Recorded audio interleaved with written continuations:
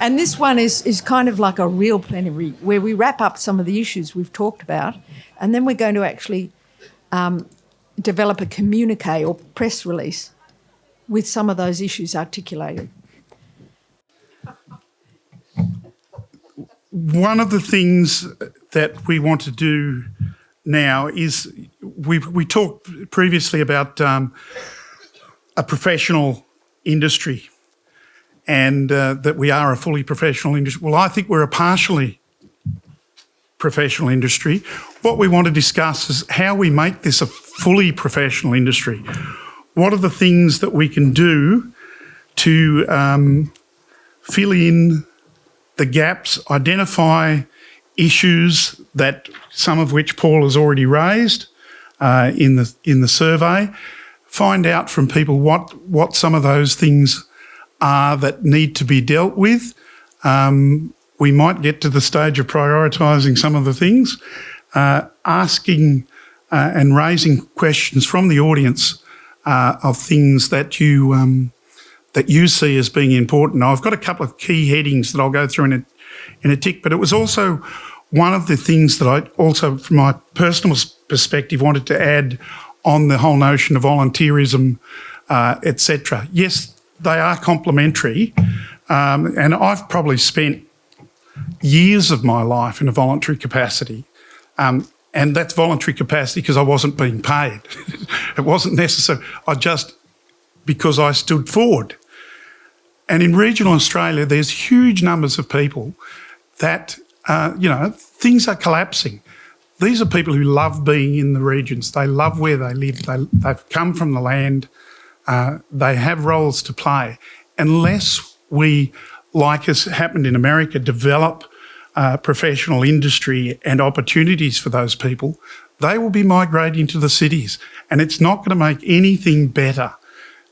Plus, we're going to lose the opportunity of restoration in the large parts of the landscape which are being degraded. So, it's another, from my perspective, another bit of the volunteering continuum.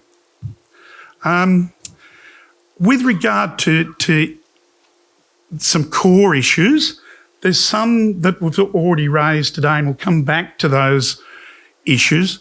But some of the ones that had come up in the survey that can be nuanced a bit further, things like business viability for seed collectors, how that can be improved. But it's not just business, it's project viability as well. How do you keep projects and businesses viable when there's fluctuating incomes and it's a boom bust and there is no succession planning in industry or ways to ride out the tough times.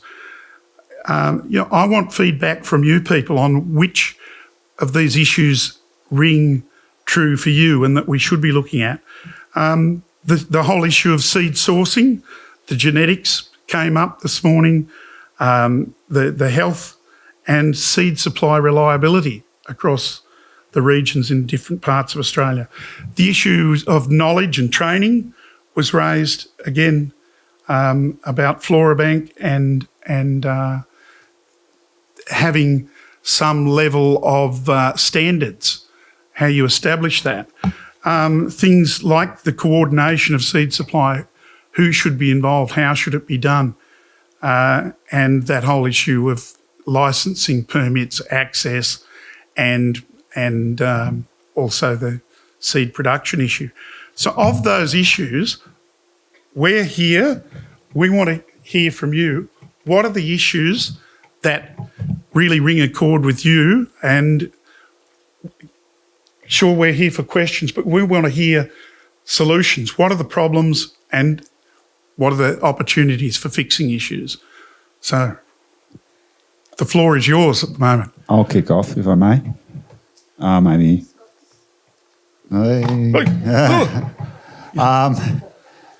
Engagement with educators and with decision makers, industry.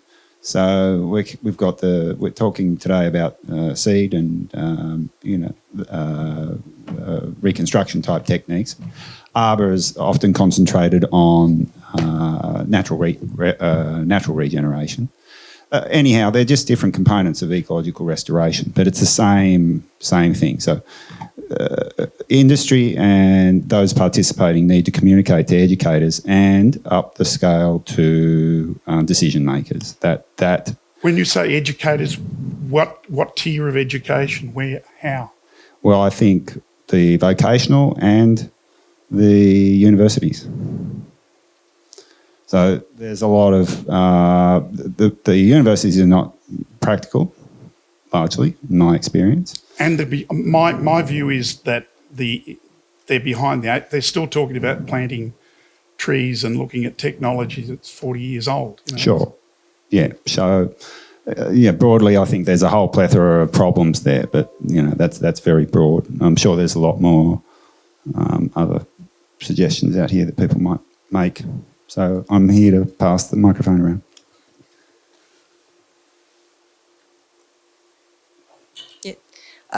I suspect there's not a lot of me in this audience. I'm somebody who's very new to this game.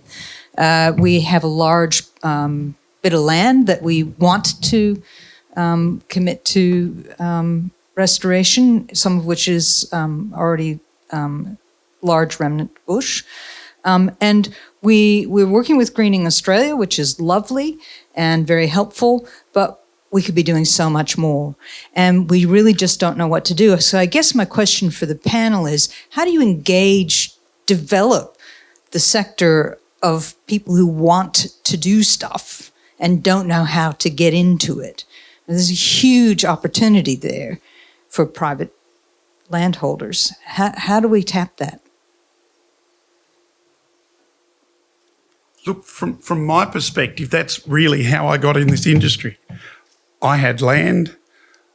I had a desire to improve and build on what was there. Virtually my professional career has been on what are the gaps, what are the things stopping me from doing things. One was the cost of fencing. One was access to seed.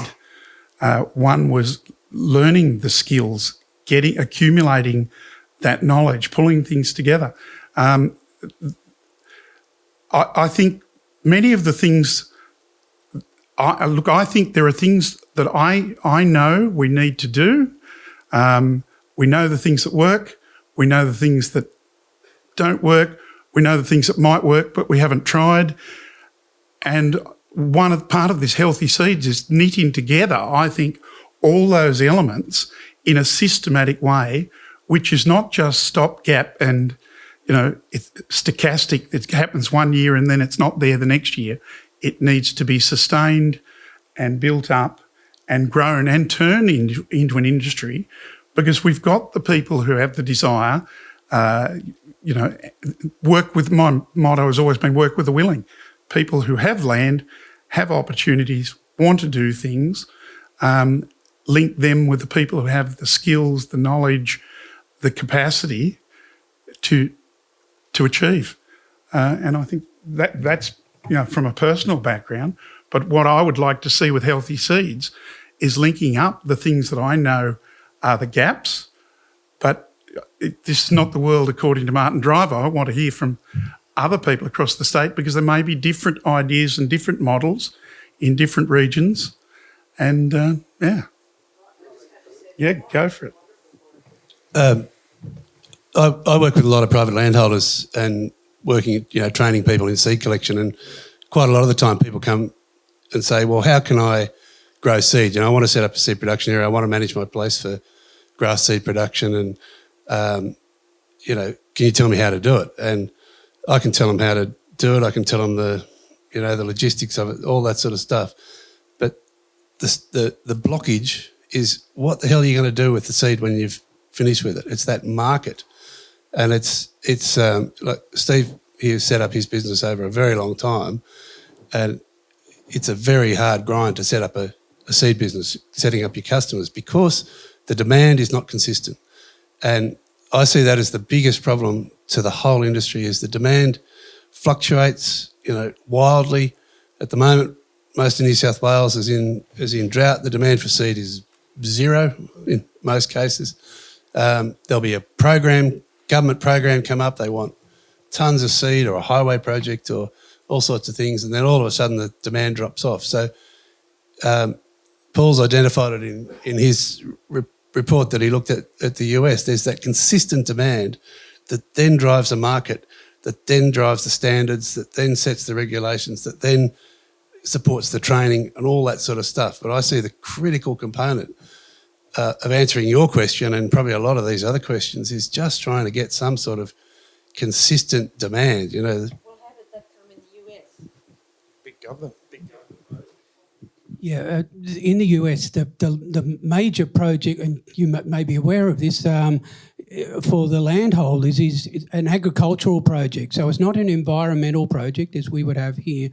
And essentially, for better or worse, what it does is it pays farmers to take land out of production. So in Australia, we've tinkered with projects where we play market-based instruments for farmers to bid and conserve small patches of bushland and thing on their properties, grassland or whatever.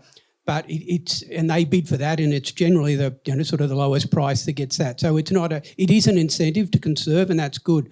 In America, they have those sorts of programs, but the big one that's really driven the restoration industry for the last 30 years is this one where you take corn or wheat or whatnot out of production for a period of 10 years. So you get paid for 10 years, a rental program. Essentially, the American society pays rent to you to use your land for native restoration for 10 years, recognising that you've got to derive an income from that. What incentivises farmers to do that is that they get, for the rental program, and they get paid half the cost of the restoration. That provides an incentive for them. So essentially, instead of being, something that's seen as problematic and something that they don't derive an income from, and it's the bloody greenies annoying me again, all of a sudden native vegetation becomes just another part of their income stream. So that then it becomes part of their farming system. The farmers themselves don't do the restoration in most instances. There is a market created for the seed and a market created for the doing, and a whole range of people then offer that service. I think it happened before. I think you only have to go back to the 90s, there were journal articles that were saying two problems with native grasses, is seed's not available and it doesn't work, we don't have an establishment knowledge. So it wasn't that long ago people believed you couldn't do it. So I think in that context, it's probably come a reasonable way where we can... We know we can do it. Yeah. And if the signal, it's a bit of a catch where if you prescribe that you want to do 700 hectares at Badgerys Creek, for example, you've got an issue of, well, can we do it? But if you don't prescribe, no one gets a signal to even try and do it. So I think the starting point really doesn't even need to be government money and intervention. It needs to be specifiers and managers and regulators and architects and land managers wanting to do it, either having to do it or wanting to do it. So Well, I think... and if you we know we're going to do, we know it's possible to do it. Yeah. This is the thing. It's the thing that's not possible is the seed supply. So if you say, I want to do 700 hectares of rehab, we know how to do it. But for example, on that example, that's 12 tonne of grass seed. So but what I'm saying is, say it, want it, desire it, and it will happen. I think there's a little lag. But one of the things, the opportunities in New South Wales, we've got an amazing network of travelling stock routes, reserves and roadsides. They are already owned by the Crown. We don't need to, convince or cajole a landowner to do something with those areas. There's been a big program in southern New South Wales to do restoration and direct seeding on those TSRs. That requires the seed to be put in to seed production, which enables that to be done. Across New South Wales, it would be possible to do that and gradually over a period of years to put in seed production areas to do restoration on TSRs. That then provides the capacity that landowners that want to do things that seed. Yeah, I is don't there. think the supply is an issue. I think if the demand is there, I don't think there's any cajoling involved. So I got an example in the Hunter Valley where it hasn't really rained for 3 years, but on the back of 10, 15 mils, 4 or 5 times over a few month period, and then one decent event, you get seed. But you're talking grass seed. This is grass seed. Grass seed. But Yeah, well, I think grass seed is completely different kettle of fish. We've got to differentiate between the different, issues. just and exploring ones. Yeah, well, that's one. But I don't. Yeah, the opportunity for doing grass seed is a completely different ball game, and needs to be managed differently. And it's just not cost effective at the moment until you get to scale. Yeah. And we just don't currently have a market like the United States. Yeah. At the That's what scale. I'm saying. It's not so much an intervention. That's what really struck out for me. The difference between Australia and the US, it seems to be that at some point these legislation came into play, and this is for farms and for roadsides and then eventually into urban areas. Before that, people weren't using native plants. Farmers weren't bothering doing that. They were growing corn or doing whatever. And people who were building the roadsides in America were just putting down fescue or whatever they could get cheaply. The moment that the government created the legislation that sort of said, well, here's a sum of money for farmers to incentivise them to put natives, they had the money, the resource, then to go to the market. As soon as the road builders were told, if you're taking federal money to do your roads, you have to put a proportion of that into putting back natives, all of a sudden they started to do it. And then they started to understand the benefits of doing that. So on farms, they had reduced runoff, lower nutrients leaching away, increased biodiversity. On roadsides, they were getting tourism and mowing less, all those sort of things. It became self-perpetuating. And even these farming system ones where they're only for 10 years and you can knock everything out at the end of it if you want. So what's the point? That system has been running for 30 years and every year it's oversubscribed. And as I said, since 1986, the CRP project has put back, I think it's 23 million acres, about 9 million hectares across America. Now, even if half of that disappears, at some point, that's a huge gain. And so, I think, but without those incentives, none of that stuff's sort of happening. Even though it's all technically feasible, it's not happening because farmers have to derive an income.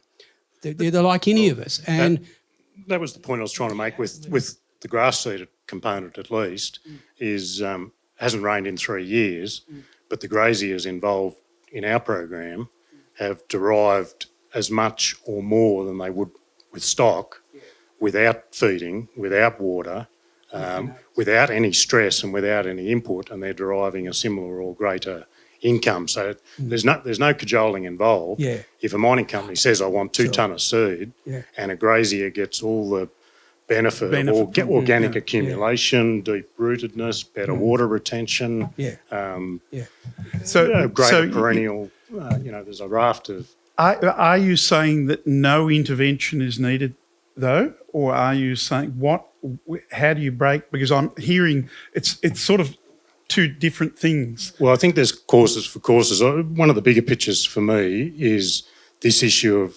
regulation. Forget regulation. What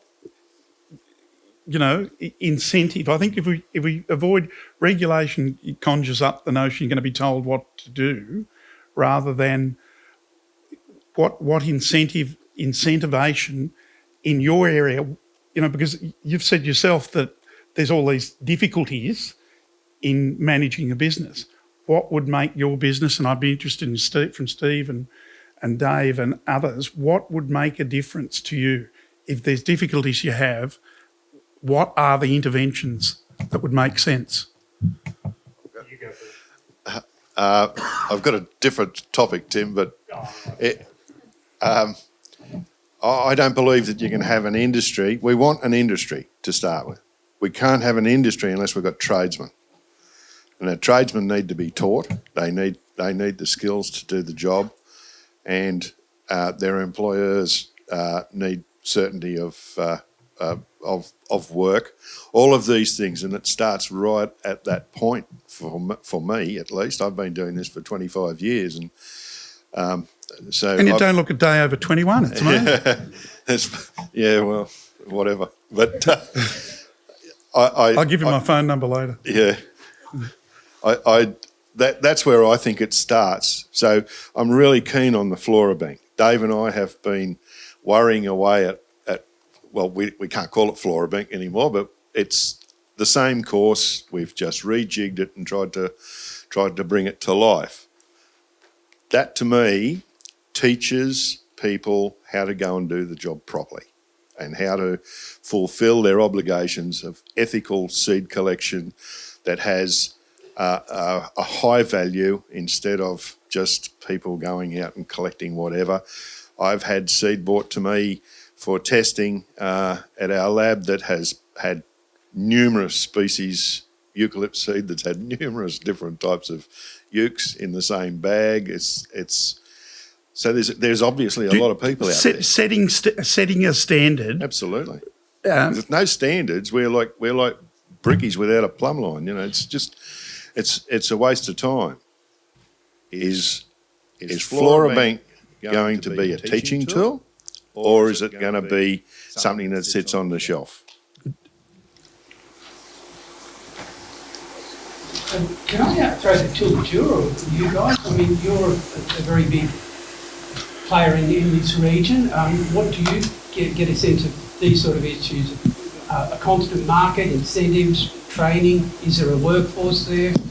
Do you see a bright future in the Sydney region or beyond? Certainly, yeah.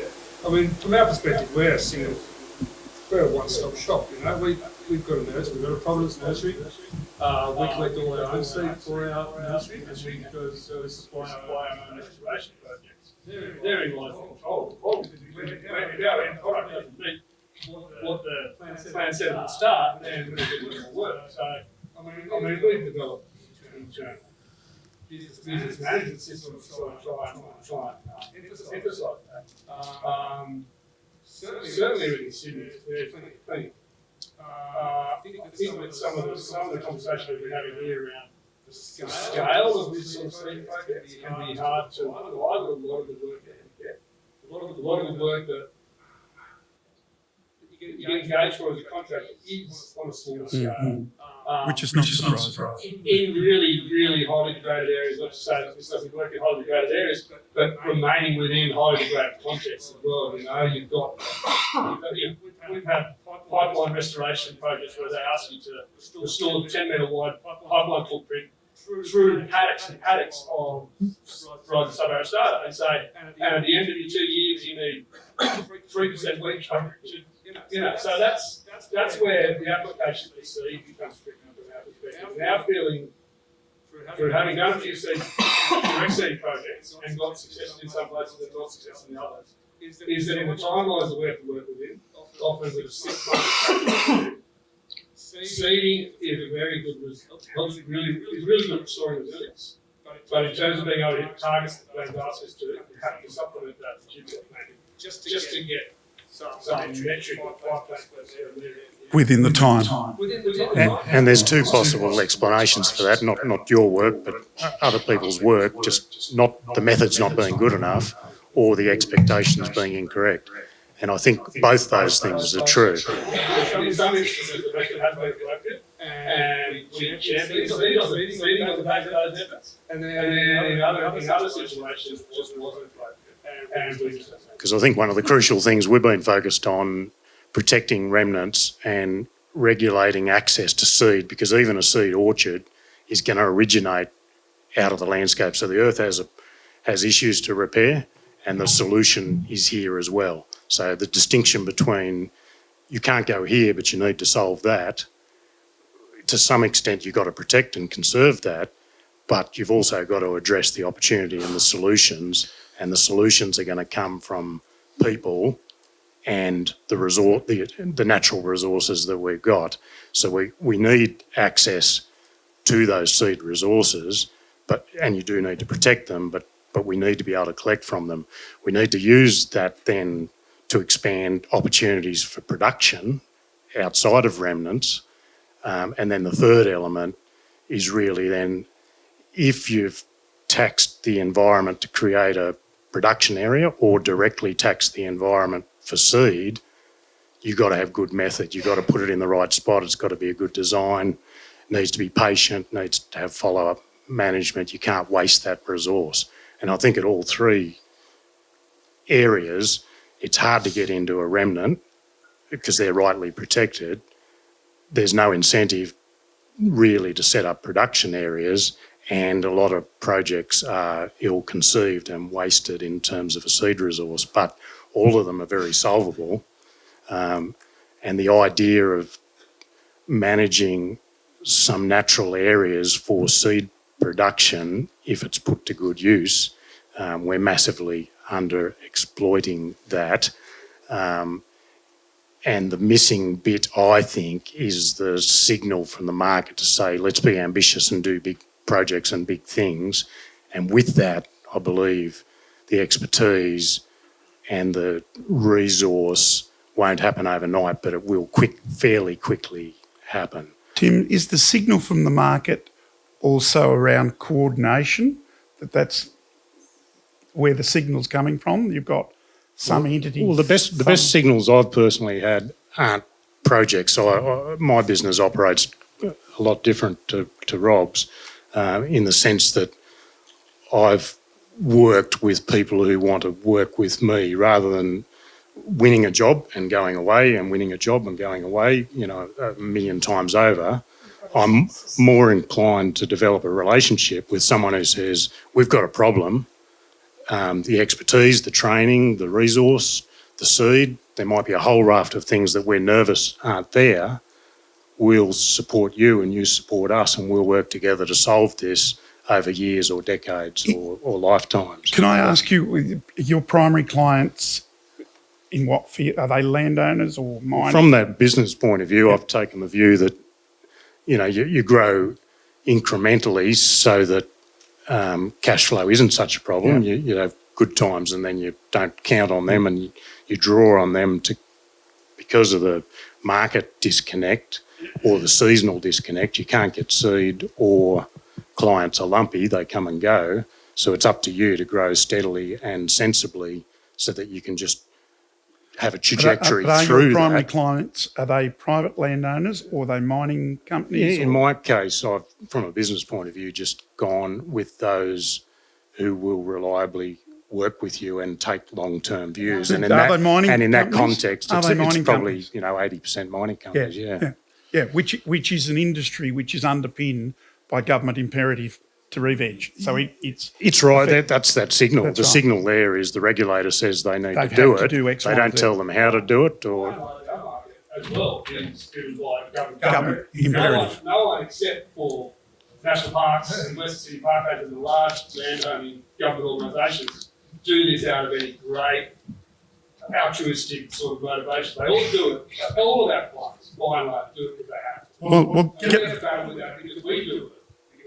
Well, I think to my mind, most of the seed market, not all, but most of it is either made up of those who are required by legislation to do something or those that are getting government funds and incentives to do something. So it's two sides of the same coin. I was approached once, a National Party person, I shouldn't get too political, but suggested that the seed industry needs to be viable on its own feet. And I said, well, if you make every farmer have to put in 30% restoration, it'll be viable overnight and you'll be the most unpopular government that's ever been. So I think in some markets it's going to happen. The Hunter Valley, there's regulations on the mining companies and businesses like mine have responded to that. In the context of Sydney, there's lots of councils doing lots of little work and that's enough to sustain an industry. But you need that underpinning stability. Yeah. So there's mining, there's some local government, some regulation arising from condition consent. Road builders, property Road developers. builders. Right. But it's still not. Against the biodiversity offset scheme. Yeah. It's pretty much. I think there needs to be a better understanding of what the private market is. Developers have to offset. They're using they're still using VMPs to go through the DA consent. The the EPBCA Act, the BC Act, Threatened Species Act isn't their driving force. They're using it's planning policy that forces them to implement a VMP so that they can do their development. Part of the VMP is so that they have to put in X amount of plants. They want it done as quickly as possible so that they get their construction certificate, so we reach practical completion, so they get their occupation certificate, and then the maintenance continues for the next 2 to 4 years. That's the driving force within the market, is the planning policy is pushing forward for, we have to get local provenance plants as quickly as possible to be put into the ground within 12 months. So there isn't time for us to be collecting seed and making sure that we don't have the $10 million that Greening Australia got from the government to have a wonderful facility. We've got to get plants in the ground as quickly as possible and guarantee that we have provenance. And there's only so many sources of that within Sydney that will give us a guarantee that that is correct. So planning policy within council is what's driving this quick, get it in the ground, get it done. And there isn't that, and that's why the market for seed is being held back. It's because it all has to go down in the ground as tube stock as quickly as possible. But can it not be stored in cold storage? This is a technical question. It can be. But who's going to risk doing it? The developer wants the cheapest implementation of the offset. And I see that. Paul said in the morning, 80% of seed collectors, they're 1 or 2 man band. So for that person to go out and collect seed, it's unsustainable to go and collect seed to store it in the fridge. It has to be on the off chance that in 3 years. Yeah, and it's economy at the scale. So we're doing implementation of small VMPs, perhaps a couple of thousand, but we're also doing implementation of 1 million plants for 1 VMP. So there's a large scale that's within Sydney. And so the demand for seed comes and goes based on that, but it's still planning policy which is triggering this. That's right. Now, the economy of scale has to be there to afford people to be able to store seed for the rainy day when it's either raining or when the demand is there. So basically, we've got some people who are getting contracts because of planning policy or, mining conservation. Mining offsets or development offsets, but we need more than that, clearly. I think what this discussion is about is how do we get incentives for something larger than offsets, larger than what is required to compensate for loss. We are seeking net gain. How do we call for incentives to get government to support, driving this process of restoration that then can be relied upon a little bit more? I raise this because we could go around in circles. Some people benefit from current situations. They would love other people to benefit more. There's a lot more to be done than just what is compensation for development. Can I just say, I think one opportunity that's maybe been overlooked here is you can, if you look at the registers of how many biodiversity credits are needed as opposed to how many are being generated, there is a whopping difference. And the amount of cash that's sitting there in the BCT is probably astronomical. You compare the mining industry compared to the resources of the people in this room, it's ridiculous. So there's all of this cash sitting there waiting to be used for regeneration. So we need people, directors of re-veg companies, landscape architects, all these people who are running these projects to use the BCT. All of this money is sitting there. So whether it's the association cobbles together and pays someone with a suit to go out to all of these farms and get them to start doing these projects, if I'm to be incredibly cynical, the next election could come around and all of this money's sitting there and ScoMo uses it to build a railway for Adani. It's true. I'd be interested to hear that's genuinely, there is so much money sitting there and so much potential. we need to capitalise on that potential. Yep. Okay. I'd be interested to hear from some of the industry people here whether the biodiversity stewardship agreements that Greg's been talking about, is that a major source of contracts or work, or is it more developers?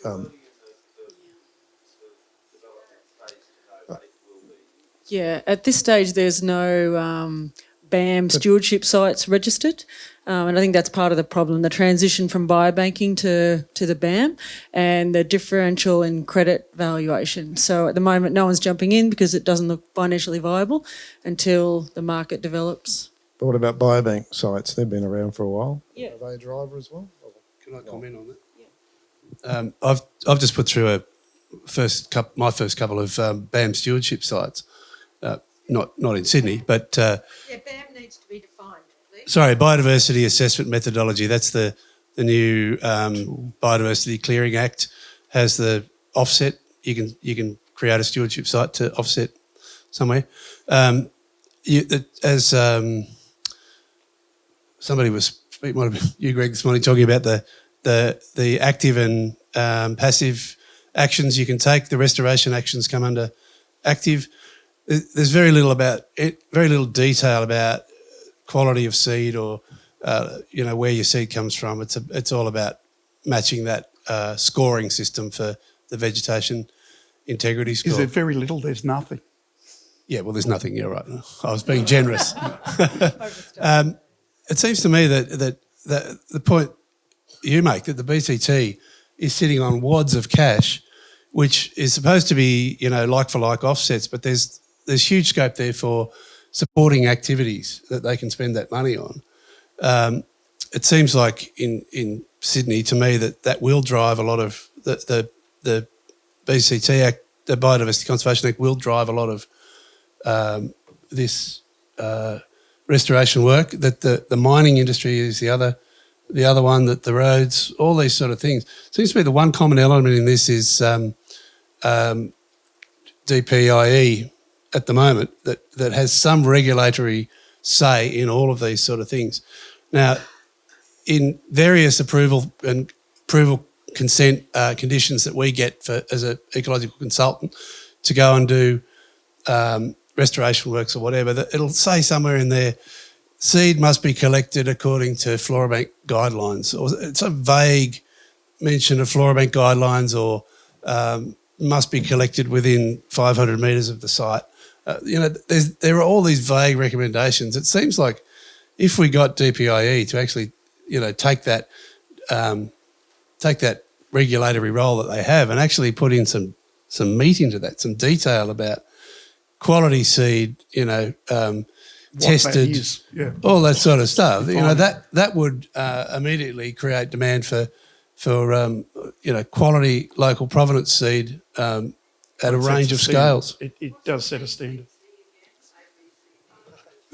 Biodiversity Conservation Trust, who are the administers. They administer the biodiversity conservation stewardship sites, offsets. Yeah, and they're part of DPIE.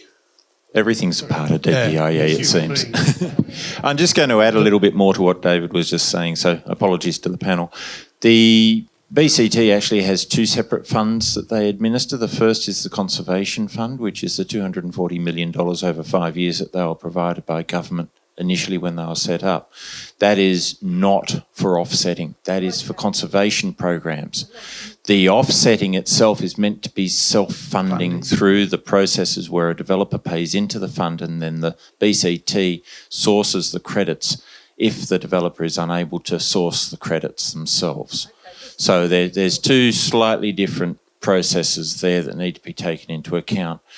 The second thing is, yes, the scheme is very much embryonic at this stage. The big difference between the current scheme, so the new BOS scheme, and the previous scheme under the Threatened Species Conservation Act was previously it was opt-in, now it is you have to justify your way out. So almost everything is triggering the biodiversity offset scheme. Go to the, as I said earlier in my talk, go to the BAM. It's currently under review. If you think there are things that need to be improved, like putting in standards for what needs to be required in a management action plan, do it. Note to self. Just to pick up before Jonathan there, just a sort of cautionary or opposite comment around what was just said about putting prescriptions in and requirements in. You know, we need standards and we need things to be of a certain order, but it's incredibly hard to define those things. You know, so what's good viability of Thematis seed? Does anyone really know? Is 500 metres better than 3 kilometres? Does anyone really know? You know, so I've seen plenty of things that are highly prescriptive. It'll be 98% pure, it'll be 85% viability, it'll be this and that, and it'll be 98% weed-free and in the field. So the seed quality prescriptions can be problematic, and the prescriptions in the field about how you'll get results from seeding work can be highly problematic. So it does make you feel good putting in strict high bars and requirements, but the variability of the plants and the variability of the sites and the difficulty of the sites, it's every bit as complicated as saying this school will perform as well as this school at maths, taking no account of demographics, or, you know, like it's a complicated thing. So I just caution high numbers and high expectations. You want to be ambitious and you want to do good work, but it's a variable thing that we're dealing with. So you know. Yeah. Just some basic information around the seed.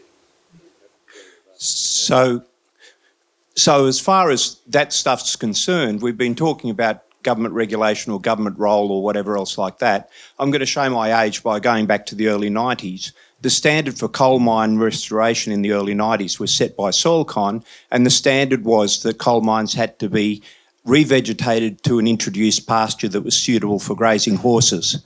And it was a really major fight that National Parks won through a commission of inquiry to actually get the first standard that said that native grasses to reinstate native pasture was in fact an acceptable thing to do on a coal mine. So I actually think that there's a really big issue facing this forum, which is in fact educating the government regulators, not so much about setting standards, Tim, and all of that sort of stuff, but in fact making the government, making people who are working within government, apart from the Greg Steenbecks, much more aware of their role in actually setting standards that are worthwhile and realistic and achievable for the sort of restoration that we want to see. So, for example, with some of the stuff in ADI, we tried to get 10-year timelines for the outcomes, and rather than talking about 90% viability or any of that like that stuff, we were talking about what does the vegetation look like in 10 years. So, you know, there are a bunch of ways that you can think about these outcomes that I think is really important. I think government does have a really big role, and I think the industry is really important, but I think the industry needs to lead government into that role. And one of the things where I see, where I'm not sure where the gap is and whether it is the government or the industry that needs to fill this gap, is those species that no one is recognising at this moment, no one is looking for, no one is finding. The species I think of at the moment, and I might be completely ignorant and wrong about this, but my understanding is that Microceras lanceolata, the yam daisy, was once a major food plant in Western Sydney. Now, when I talked to Samantha, she said she wasn't aware of any extant populations. You know, it's around elsewhere in New South Wales. This was once one of the most numerous plants in Western Sydney, a really important ground cover in alluvial floodplains. We don't have it. It's not listed as an extinct plant. It's not listed as an endangered plant. There's no effort to actually do anything about it. And what are the other plants that are falling through the gaps? I really think that there is a real need to start thinking about what are the plants we're dealing with. Sure, Lamandra is well conserved and, you know, in lots of nurseries. But what about all those plants that we haven't found yet, we haven't looked at, and who's actually looking at the people who are looking for them and saying across the whole spectrum what's missing. You know, that might be something that Peter, for example, the Botanic Gardens has a major role in. Because it's a fickle thing, Jonathan, where occasionally you'll get a landscape architect with ambition who wants things that are difficult. Do you then set up a 5-year program with a large amount of capital to produce that amount of seed when that landscape architect's moved on, gone somewhere else, and they thought it was a good idea at the time, but when you've got the seed, the issue's gone away. So I think the regulator sets the standard for the landscape architect.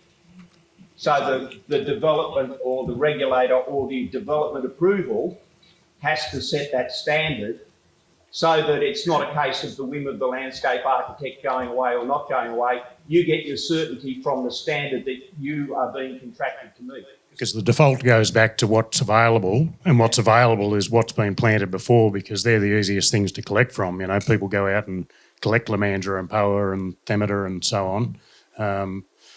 And then when the demand for certain seed comes back that we can't do it, it gets filled back with those same things again. So, yeah.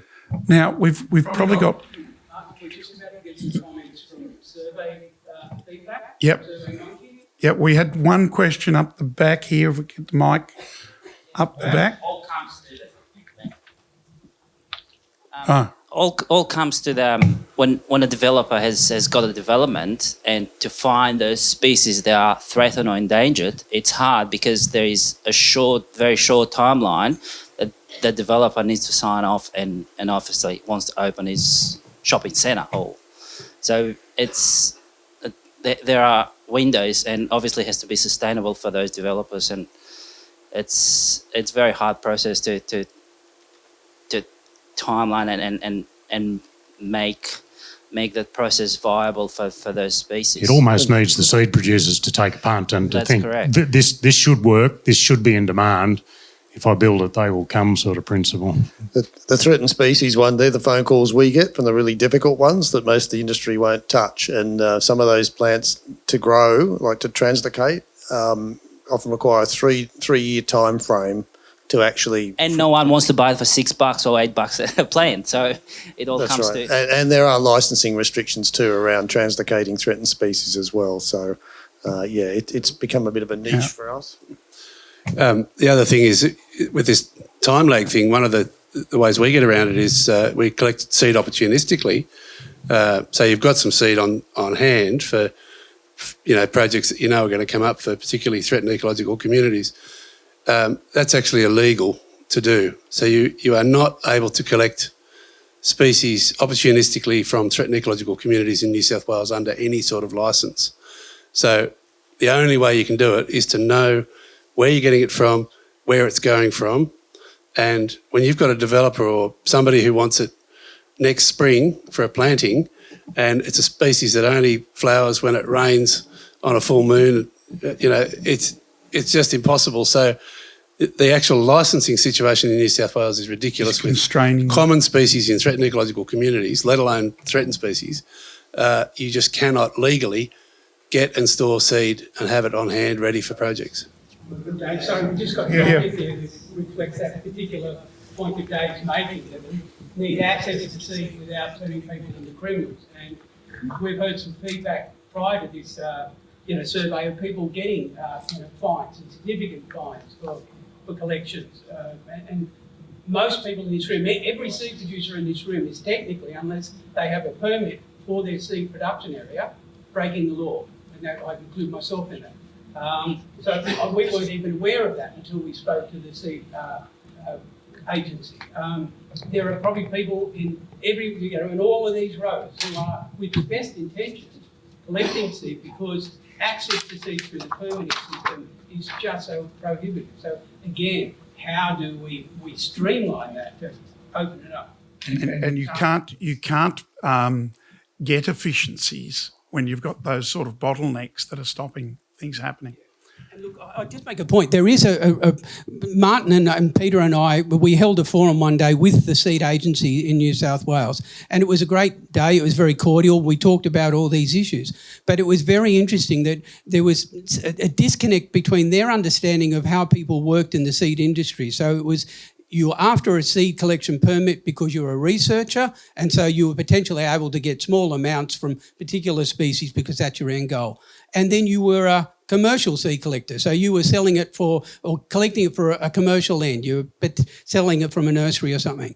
There seemed to be quite a misunderstanding that the vast bulk of people in the middle are collecting seed using public money or even private money under public direction to produce plants for restoration. And so that is very poorly covered at the moment in our seed collection processes. And as you say, once you throw in ecologically threatened communities, that just takes a whole heap of stuff off the table. Yeah, and the commercial users aren't selling it to some magic fairy. They're selling it to the marketplace to do restoration. Yeah. So again, that comment that John might have made, how do we better communicate these sort of things back to the regulators or their agencies? Because none of these people are terrible people. They're all trying to do the best they can. But there seems to be a slight misunderstanding about intent and, yeah. There's one question right up the back there. I don't think you've got a mic there. Can you? Yep, scream it out. I think it's been fascinating today for me to be here and to hear the experts, because I'm not one of them. But we're talking about similar things. So we're talking about legislators and importance of legislation, the importance of money. And the thing that's kind of missing in my hearing is we're not talking about social licence. And it's really the social licence is very important in our society today. And, I come from a background engaging with politics and corporations. So corporations are looking for social licence. And I'll give you one example. NRMA are making available 1 tree per licence or 1 tree per policy. So they're very interested in social licence. So the conservation industry doesn't have a social licence as far as I can see, but can deliver that to corporations. Because the evidence that you don't, or that we don't, is that we don't vote governments in that give us a social licence. We vote for governments that deliver not enough legislation or regulation and not enough money to the environment. If we look back for 30 years, it's the same thing. There's some outstanding examples, of course, but I think I think it's one way we as an industry can factor in future money through organisations wanting a social licence, but also to be influencers in our own right, delivering this expertise to our community so that young people know the difference between a plant and a weed. Very important thing, and that they vote for a plant or a native, not a weed or a government that will deliver legislation or money for the environment. And I think in future they will. I think young people will do that and they will follow, and corporations seem to be following. Happy to hear any criticism or critique on that idea. How to deliver a social licence to our industry. Can I just comment on that? When I heard John's talk about putting eastern suburbs Banksia scrubs on roof, my first thought was what a colossal waste of money, of scarce resources. But what I think a project like that does, or the fellow from Manly Council talking about the little roadside remnants, those sorts of things, it makes that visible. It makes eastern suburbs Banksia scrub visible and important, and it becomes a bit exciting, a little bit sexy, and then that influences, corporates, or it influences government, and it actually makes sense from that point of view, that it makes conservation a little bit more visible. And I think in Sydney you've got most of the people in a very tiny little area of land, and you've got the power to influence those politicians. You've got most of them here. So doing those sort of projects and getting the profile of those sort of communities up a little bit does the whole state a bit of a favour. Could I make one more comment just about this eastern suburbs Banksia scrub? That it is becoming a sexy community to deal with, but there's one aspect to it that hasn't been spoken here, and that's about the Indigenous connection to that ecological community. And every ecological community has cultural value. So we shouldn't just be talking about genetics. We should be talking about its cultural value, and exploring that more, perhaps investing in it. That might give us greater social licence as well. Can I just interrupt there and say that we did invite Indigigrow from La Perouse to participate in this forum, but they were actually committed to something else today. But I think it's very worthwhile people look up Indigigrow on the web, because they have a very good website with showing that their organisation, which is a non-government organisation, has a commitment to the restoration of Eastern Suburbs Banksia scrub in particular, but they're an Indigenous organisation, an Indigenous corporation, and they're doing it for values other than biodiversity as well as biodiversity. So thanks for that point you raised. Martin, can I just jump in there just on the social licence, because it's a fantastic point, but also tying in with Jono's about industry leading the way. Again, I wasn't going to mention this because it'll sound like a plug, but it's just a fact. I'm associated with a project at the moment in Eastern Gippsland, so it's right out of the spotlight in terms of city typescapes, but it's a startup mining company that's looking to develop a mineral sands resource. It has a 20-year lifespan, and at the end of that, it's on very marginal farming land, about 700 hectares, and about 400 hectares of plantation forestry. Their obligation at the end of that is just to return that to grazing land, introduce pasture. That's all they have to do. They have to offset all their losses and any trees cleared, and they'll do that. But what this company wants to do and is committed to doing is to going way beyond that, partly because of social licence. They want to create the permission in that community to do what they do, and they want to demonstrate they can do it well. That we intend to work with, and we have already started working with the Indigenous communities to tie it in with their land care principles. We're engaging in seed production, but essentially this project will, on 400 hectares of plantation area, return 400 hectares over 20 years of complex grassy woodland, chain of ponds communities within that. Within the agricultural part, instead of just returning it to exotic pasture, incorporating natives into that. So they're under no obligation whatsoever to do this. It will cost them more to do it. But they've made a decision at a corporate and a board level to go way beyond, because they want to lift the bar for the sector. They want to generate public goodwill and show that not all mining companies are just interested in, taking and leaving a mess, and they want to engage the community along the way. Now, sure, that has to be demonstrated, but at this point they've put their money where their mouth is, well in advance of anything being done. And I think those sort of things, again, if that was done, that would be the single largest restoration project of that type in Victoria or New South Wales, that really high-end complex restoration over a large area over a long period of time. And that's not being generated by public funding. It's being generated by a private organisation. And so, again, I take your point that a lot of money is gifted towards, community organisations and NGOs and things like that, and sometimes there isn't the transparency there that's needed. But certainly with this mine company, there is lots of transparency. So if these people don't follow through on that, they will be held to pay. And they're committed to doing it. It's done for pragmatism too, Paul, which is, I think the better ones recognise that it takes a long time to build capability. You can't wish for these things when the regulator's telling you have to do it next year. Yeah. So the foresightful ones know that there's relationships to be built and seed to be supplied. That's right. Techniques and methods to be developed. Yeah. And when the time comes in 15 years' time when the bar is lifted, those companies are much better placed to actually... That's right. So there is obviously a shrewd market decision as well. But, there will be road realignments in that area. So, again, instead of putting the road just back to phalaris and stuff, it's going to go back to rare and threatened wildflowers and grasses. It'll be low biomass, lower fuel risk. So in every area, that will be a really informative and breakthrough type project at that scale. And, again, they're the sort of things that are happening all over the shop in America.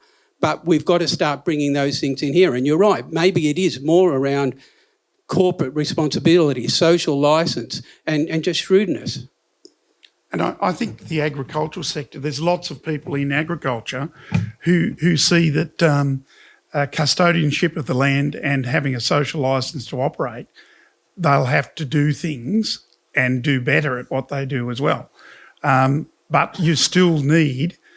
For them to do these things, particularly restoration, you need an underpinning industry that's separate from the mining sector, because there's large areas of New South Wales where the mining sector isn't there to underpin an industry, and there isn't a mechanism to supply it with any will in the world.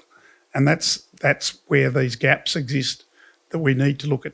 If it's not mining and it's not offsets, what is it? Could be soil carbon, for example. Well, that's something that someone mentioned before, that is soil carbon. Do people see that as an opportunity in some parts of the world? Totally. It's in the community. Righto, it's there. Okay, we're winding up now. We are coming to the communique which Tein has been tapping away at here. Hopefully today that people have got something out of the day, and hopefully that you will keep on in communication with me and Paul and others that are organising from the seed supply side of things and issues. I'm sure there's things that people have that they want to add to the mix. And as I said, you've got my number and email. And yeah, I would just like to stay in touch with people and try and draw out more of some of these thoughts that we can incorporate into a roadmap. I think the situations in Sydney, because of things like offsets and high intensity development, make it slightly different than a lot of the world that I play in, but a lot of the things are the same.